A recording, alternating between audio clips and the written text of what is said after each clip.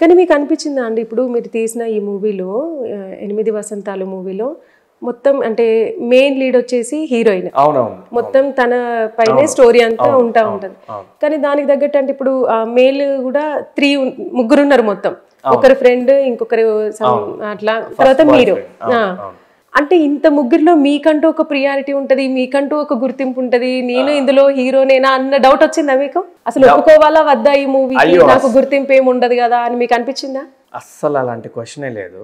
దానికి 2 రీజన్స్ ఉన్నాయి. ఒకటి, ఇప్పుడు మీరు ఇందాక అన్నట్టే మధురం తీసిన డైరెక్టరే ఈ సినిమా తీసారు. సో ఫస్ట్ ఆఫ్ ఆల్ నాకు ఆయన అంటే ఒక రెస్పెక్ట్, ఆయన ఒక మెంటర్ లాగా. 14 years ఫ్రెండ్షిప్ సంథింగ్ ఏదో అన్నారు, ఆ జర్నీ ఉంది. ప్లస్ నాకు చాలా గుర్తింపు వచ్చిన ఫిల్మ్ కదా మధురం. సో ఆ గ్రాటిట్యూడ్, ఆ కృతజ్ఞత నాకు ఎప్పుడు అంటే లైఫ్ లాంగ్ ఉంటుంది.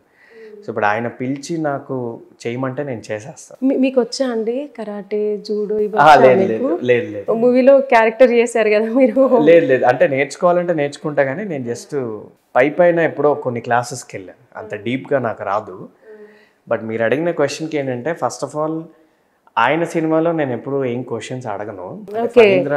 Mister Phanindra if he calls me, ఈ రోల్ ఉంది చేయమంటే నేను చేసేస్తాను. అది ఏదైనా ఇన్ కేస్ ఫ్యూచర్ లో కూడా, ఏదైనా ఫ్యూచర్ లో ఓన్లీ ఆయనకే ఆ ఎక్సెప్షన్. అంటే వేరే ఎవరు పిలిచినా నేను చూసుకుంటా, అంటే ఇది హీరోనా కాదా, లేదా దీని ఇంపార్టెన్స్ ఏంటి, అలా చూసుకుంటా. కానీ అది number 1, because 8 Vasanthalu Phanindra Narsetti direction కాబట్టి. నంబర్ 2 ఏంటంటే, మీరు అడిగింది స్క్రిప్ట్ చదివినప్పుడే అర్థమైపోతుందండి ఈ కథకి హీరో సంజయ్. మీరు అన్నట్టు మల్టిపుల్ క్యారెక్టర్స్ ఉన్నప్పటికీ కథకి ఎప్పుడు ఒక హీరో ఉంటాడు. ఆ హీరో సంజయ్, బికాజ్ ఇది అతని కథ కూడా. యాక్చువల్లీ ఒక యాంగిల్లో చూస్తే ఇది అతని కథే.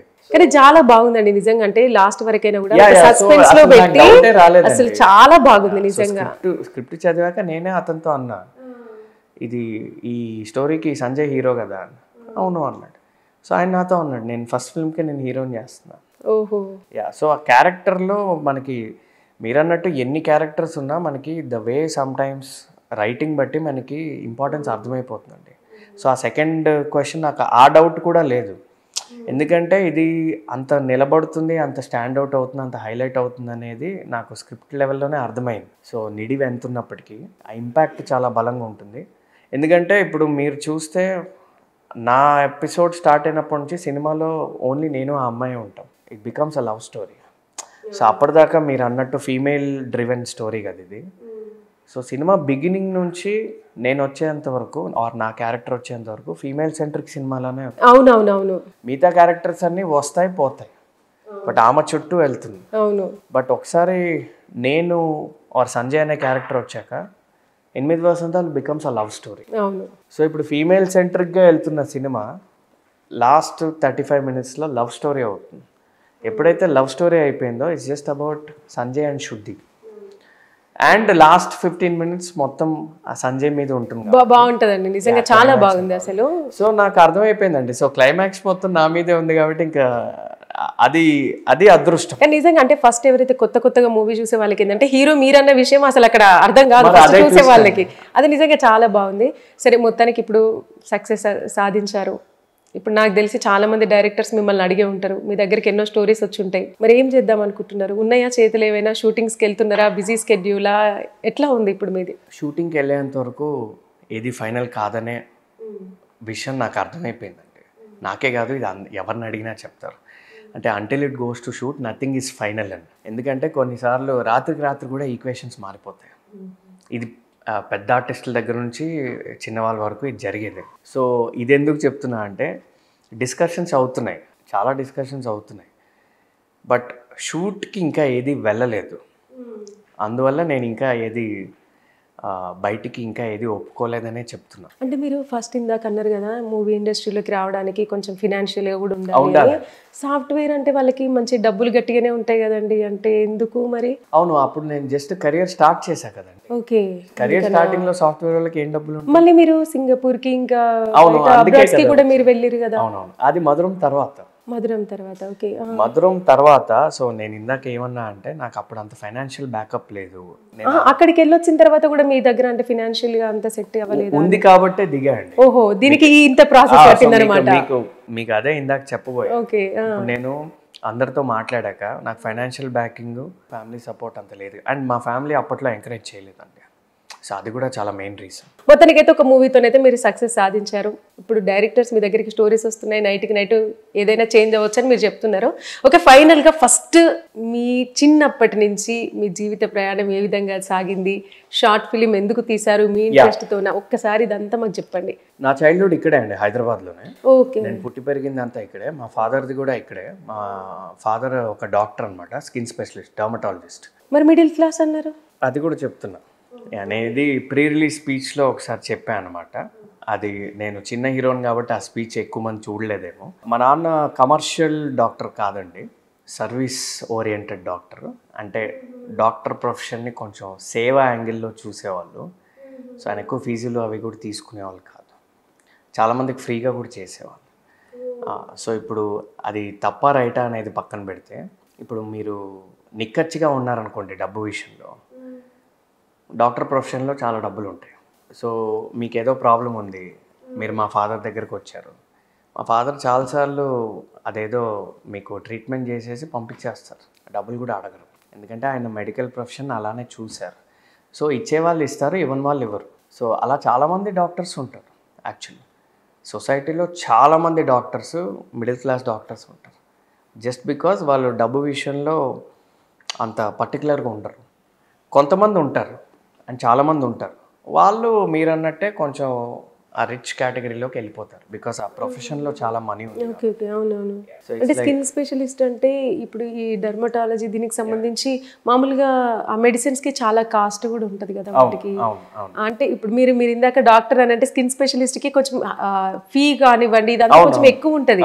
నేను అందుకే నేను మిమ్మల్ని అడిగినాను. అయ్యో, యాక్చువల్లీ మా నాన్న చాలా మందికి చాలా ఫ్రీగా నా కళ్ళ ముందే చేసేవాడు అండి, చాలా మందికి. అంటే మీ మదర్ తను కూడా డాక్టర్? తను హౌస్ వైఫ్ అండి. ఓకే. మీరు ఎంతమంది అండి? నేను మా అన్నయ్య. ఓకే. సో ఇక్కడ మ్యాటర్ ఏంటంటే, నేను చాలాసార్లు అనుకునేవాడిని, ఎగ్జాక్ట్ మీకు వచ్చిన డౌటే. మా ఫాదర్ చాలా గోల్డ్ మెడలిస్ట్ అలాంటి డాక్టర్ అనమాట. మా నాన్న కనుక రిచ్ అయ్యి ఉంటే నేను జూబ్లీస్లో ఉండేవాడిని, నాకు 2-3 కార్లు ఉండేవి, సినిమాల్లోకి రావడానికన్నా లేదా ఏమన్నా బిజినెస్ చేయడానికన్నా నాకు చాలా ఈజీ ఉండేది అని నేను చిన్నప్పుడు చాలాసార్లు అనుకునేవాడిని. ఇన్ఫాక్ట్ అప్పుడు మా నాన్న మీద కోపం కూడా వచ్చేది. ఇప్పుడు వస్తుందా అది? ఇప్పుడు రాదు. సో పాయింట్ ఏంటంటే కోపం కూడా వచ్చేది. ఎందుకు ఇంత ఎడ్యుకేషన్ ఉండి ఇలాంటి ప్రొఫెషన్లో ఉండి why am I not rich అని. ఎందుకంటే రిచ్ ఉంటే మన లైఫ్ ఈజీ అవుతుంది కదా ఎవరికైనా జనరల్గా. సో కొంచెం పెద్ద అయ్యాక ఇప్పుడు నాకు అర్థమయ్యేది ఏంటంటే, ఆయన మీద నాకు ఇంకా ఒక 10 times రెస్పెక్ట్ పెరిగింది. ఎందుకంటే డబ్బు సంపాదించే అవకాశం ఉన్నప్పటికీ ఆ రూట్ తీసుకోకుండా ఆయన ఇప్పటికీ ఆ సర్వీస్లానే చూస్తాడు. అంటే డాక్టర్ అనేది యాక్చువల్లీ చాలా గొప్ప ప్రొఫెషన్ అండి. ఇప్పుడు కూడా చేస్తున్నారా అండి సర్వీస్? సో మా నాన్న అంతమందికి సేవ చేశాడు కాబట్టి, మా నాన్న అంతమందికి సేవ చేస్తూనే ఉన్నాడు కాబట్టి నాకు ఒక హీరో అవకాశం వచ్చింది, అందులో సక్సెస్ వచ్చింది అంతే. ఆ మధురం అవ్వండి, 8 వసంతాలు అవ్వండి. ఎందుకంటే యూట్యూబ్లో కూడా చాలా షార్ట్ ఫిల్మ్స్ ఉంటాయి, చాలా అంటే చాలా ఇప్పటికీ, అప్పుడు కూడా. కానీ ఒక 5-6 షార్ట్ ఫిల్మ్స్ గురించి, మహా అయితే 10 షార్ట్ ఫిల్మ్స్ గురించే మాట్లాడతాను. అందులో మొదటి వరుసలో మా మధురం ఉంటుంది. అది ఎలా పాసిబుల్ అంటే, ఇప్పుడు నా అంత టాలెంటెడ్ వాళ్ళు, నాకంటే టాలెంటెడ్ వాళ్ళు, లేదా చాలా మంది ఉన్నారు. ఇప్పుడు చాలా కాంపిటీషన్ కూడా ఉంది. పాయింట్ ఏంటంటే, ఆ లక్ అనేది ఏదైతే ఉంటుంది చూడండి, అది మీ పేరెంట్స్ అవనివ్వండి, మీరు చేసే మంచి పనులు దాని నుంచే వస్తుందని నేను నమ్ముతాను. సో మా ఫాదర్ అంతమందికి ఫ్రీగా వైద్యం చేశాడు కాబట్టి, అంతమంది లైఫ్స్ని మా ఫాదర్ చేంజ్ చేశాడు కాబట్టి, అది మధురం అవ్వనివ్వండి, ఇప్పుడు 8 వసంతాలు అవనివ్వండి, నాకు స్మూత్గా నడిచింది. లేకపోతే నేను కూడా చాలా స్ట్రగుల్ అయ్యేవాడిని. నేను స్ట్రగుల్ అవ్వలేదని అనట్లేదు, బట్ అవ్వాల్సినంత ఎందుకు అవ్వలేదంటే, చాలామంది కంటే కొంచెం తక్కువ ఎందుకు అయ్యాయంటే, because of my dad's goodwill. నాకు మీరు ఫస్టే అన్నారు కదా, అర్థమైంది నాకు. బట్ ఇందాక మీరు ఫస్ట్ అన్నారు కదా, నా హార్ట్ బ్రేక్ అయింది స్టార్టింగ్లో. అసలు దాని గురించి చాలా ఎగ్జైటింగ్ ఉంది, ఒకసారి చెప్పండి. యా, అంటే హార్ట్ బ్రేక్ అంటే ఏం లేదండి. ఇప్పుడు చాలామంది ఫేస్ చేసేది, మన సినిమాల్లోకి వెళ్తామంటే చాలామంది ఒప్పుకోరు, అంటే మన వాళ్ళే ఒప్పుకోరు. ఎందుకంటే అదొక స్టేబుల్ కెరియర్ కాదు, దాంట్లో మనకి సరైన ఇన్కమ్ ఉండకపోవచ్చు, సరైన రెస్పెక్ట్ ఉండకపోవచ్చు, అండ్ ఈజీ కెరియర్ కూడా కాదు. ఎందుకంటే ఇప్పుడు ఒక మంచి జాబ్ వచ్చింది అనుకోండి, చాలా మటుకు ఒక ఫ్లోలో మనకి లైఫ్ వెళ్ళిపోతుంది అక్కడక్కడ కష్టాలు ఉన్నప్పటికీ. బట్ సినిమా ఏంటంటే ఏ సినిమాకి ఆ సినిమాని. ఇప్పుడు సడన్గా మీరు 1-2 సినిమాలు చేశాక తర్వాత 1-2 ఫ్లాప్స్ వచ్చినా మళ్ళీ మీరు డౌన్ అయిపోతారు. సో స్టేబుల్ ఇన్కమ్ అనేది ఉండదు. ఇదేంటి సక్సెస్ అయ్యాక చెప్తున్నా. అండ్ సక్సెస్ అయ్యే వాళ్ళు నేను అన్నట్టు 100లో ఒకళ్ళో ఇద్దరు అవుతారు. సో అందువల్ల ఏంటంటే ఇంట్లో ఎటు సపోర్ట్ లేదు అప్పట్లో. సో ఎవరైతే ఆ అమ్మాయి ఉండిందో సో తన సైడ్ నుంచి కూడా సపోర్ట్ లేదు అప్పుడు. బికాజ్ సహజంగానే అంటే వద్దన్నారా మిమ్మల్ని ఇట్లా ఇండస్ట్రీకి వద్దన్నారు? నేను అదే కొంచెం నీట్గా చెప్తున్నా, వద్దన్నారు. ఎందుకంటే వాళ్ళ తప్పేం లేదండి. బికాజ్ ఏ అమ్మాయికైనా సెక్యూర్ లైఫే కావాలి. అంటే ఫస్ట్ ఆఫ్ ఆల్ మళ్ళీ వాళ్ళ పేరెంట్స్ ఒప్పుకోవడానికైనా కావాలి కదా ఒకటి. లేదు అదే. సో అన్ని విధాలుగా నేను సినిమాల్లోకి వెళ్తా అంటే వాళ్ళు ససేమిరా నో అని చెప్పేశారు. అక్కడే మెయిన్ పాయింట్ అదే అనమాట. అంటే వేరే ఇష్యూస్ ఉన్నప్పటికీ మనం ప్రతిసారి ఏదైనా బ్రేకప్ అయిందంటే మెయిన్ పాయింట్ ఒకటి ఉంటుంది కదా, అదే మెయిన్ పాయింట్. మరి ఇప్పుడు సక్సెస్ ఉంది కదా, మరి ఇప్పుడు వెళ్ళి తనని కలవచ్చు కదా. నేను ఇప్పుడు మ్యారీడ్ అండి. అవునా? ఓకే. సో తర్వాత చాలా మూవ్ ఆన్ అయిపోయి. ఆ అమ్మాయినా ఇప్పుడున్న అమ్మాయి? ఆ అమ్మాయి ఎలా అవుతుందండి? బ్రేకప్ అయిపోయిన నేను ఫస్ట్ రిలేషన్షిప్ గురించి చెప్తున్నా. సో ఇప్పుడు తర్వాత మళ్ళీ చాలా లైఫ్ జరిగింది, తర్వాత ఇంకో అమ్మాయి వచ్చింది, ఆ ఇంకో అమ్మాయిని నేను పెళ్లి చేసుకున్నాను. ఓకే. ఇంకో అమ్మాయి అరేంజ్డ్ మ్యారేజా లవ్ మ్యారేజ్? లేదు, లవ్ మ్యారేజ్ అండి. సో యాక్చువల్లీ నాకు ఎందుకు టైం పట్టింది అనడానికి ఇంకొక చిన్న రీజన్ ఏంటంటే, నన్ను సపోర్ట్ చేయగలిగే ఒక పార్ట్నర్ దొరకడానికి నాకు చాలా ఇయర్స్ పట్టింది. ఓకే. సో 90% సపోర్ట్ చేయరండి. 90% ఏ అమ్మాయి సినిమాలు అంటే సపోర్ట్ చేయదు. 90% అంటారు, చేసేవాళ్ళు ఉంటారు. ఇప్పుడు కొంచెం మేబీ వేరేలా ఉందేమో. బట్ 90% ఎందుకు సపోర్ట్ చేయాలంటే stable income and stable life కోరుకుంటారండి lot of people, which is good in its own way. So నాకు అలా సపోర్ట్ చేసే ఒక అమ్మాయి దొరకడానికి చాలా టైం పట్టింది. ఆ విషయంలో కూడా నేను చాలా లక్కీ, ఎందుకంటే చాలామందికి దొరకదండి ఇప్పటికీ. చాలామంది. అంటే తను ఎట్లా పరిచయం అండి మీకు? అంటే మీ కొలీగా? నాకు కామన్ ఫ్రెండ్స్ ద్వారా పరిచయం అయిందండి. ఓకే. నేను సింగపూర్లో ఉన్నప్పుడు ఫ్రీక్వెంట్గా ఇండియా వచ్చేవాడిని. సో అలా సో తనతో పరిచయం అయిన తర్వాత మీకు కొంచెం కాన్ఫిడెన్స్ వచ్చిందండి. ఎందుకంటే తను చాలా ఓపెన్ ఉంటుంది. అంటే నీ ఇష్టం వచ్చి నువ్వు చేసుకో, నాకు ఏదైనా ఓకే అనే జోన్లో ఉంటుంది. పిల్లలు ఉన్నారా? లేదండి. అంటే ఎన్ని ఇయర్స్ అవుతుంది మ్యారేజ్? 4 years. 4 years అవుతుంది. మిమ్మల్ని చూస్తే అట్లా లేరు, ఏదో బీటెక్ వివాహం అండి. కొంచెం యంగ్ ఏజ్ లో పెళ్లి చేసుకున్నా, బికాస్ కరెక్ట్ అమ్మాయి దొరికింది కాబట్టి. ఓకే. సో ఇప్పుడైతే మొత్తం అంత okay. Yeah very stable. And mainly నాకు ఆ సపోర్ట్ ఉంది కాబట్టి నేను ట్రై చేయగలుగుతున్నాను. అంటే ఒక సినిమా నేను చేశానంటే, అంటే ఎవరైనా సక్సెస్ సాధించాలంటే ఖచ్చితంగా సపోర్ట్ ఉండాలా? సపోర్ట్ ఉండాల్సిందే అండి. నా సైడ్ నుంచి ఇద్దరే. ఒకటి నేను ఇందాక అన్నట్టు మా నాన్న సర్వీస్, మా నాన్న డైరెక్ట్గా సపోర్ట్ చేయలేదు, ఆయన చేసిన పుణ్యం వల్ల నాకు ఇది వచ్చింది.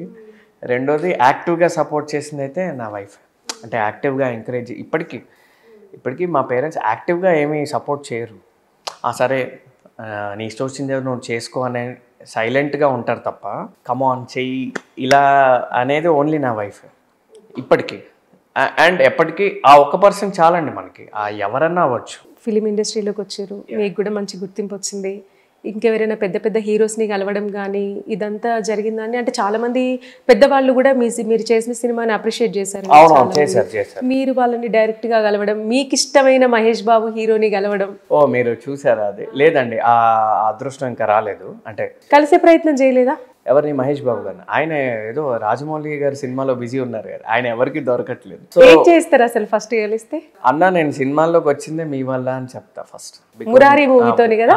అంతే, అసలు ఆ సీడ్ పడింది ఆ మూవీ నుంచి. సో నేను అదే చెప్తా ఆయనకి, చెప్పేసి ఇంకేముంది ఒక షేక్ హ్యాండ్ ఇచ్చి ఒక ఫోటో తీసుకుంటా. ఆ ఫోటో మటుకు నేను ఫ్రేమ్ కట్టించి పెట్టించుకుంటా అంతే. అవును, మరి మీతోనే వచ్చి, అంటే మీరు ఇప్పుడు హీరో కదా మూవీ ఇండస్ట్రీలో, ఇప్పుడు మీరు ఒక మంచి హీరో, మీకంటే ఎంతో కొంత ఫ్యాన్ బేస్ ఉంటుంది.